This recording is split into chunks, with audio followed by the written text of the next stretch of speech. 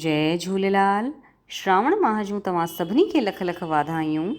ख़बर बिलासपुर मां आहे, जंहिंजो विषय आहे त झूलेलाल जे भंडारे जो आयोजन कयो वियो। त श्री झूलेलाल वेलफेयर सोसाइटी बिलासपुर द्वारा आयोजित श्री झूलेलाल चालीहो महोत्सव जे पावन अवसर ते प्रति शुक्रवार ऐं रविवार मंझंदि 2 खां 4 ताईं भंडारे जो आयोजन कयो वञे थो। हिन में वॾी संख्या में भक्तजननि भंडारो ग्रहण कयो ऐं पंहिंजे शरीर ऐं आत्मा खे तृप्त कयो। 19 जुलाई सां आरंभ थियो आहे चालीहो उत्सव, जंहिंजो समापन 28 अगस्त जो कयो वेंदो। हिन 40 ॾींहंनि में सुबुह 8:30 वॻे हवन, 9 वॻे आरती प्रसाद वितरण, संध्या 7:30 वॻे आरती, 8 वॻे प्रसाद वितरण ऐं शुक्रवार ऐं रविवार जो महाआरतीअ जो आयोजन कयो वियो आहे।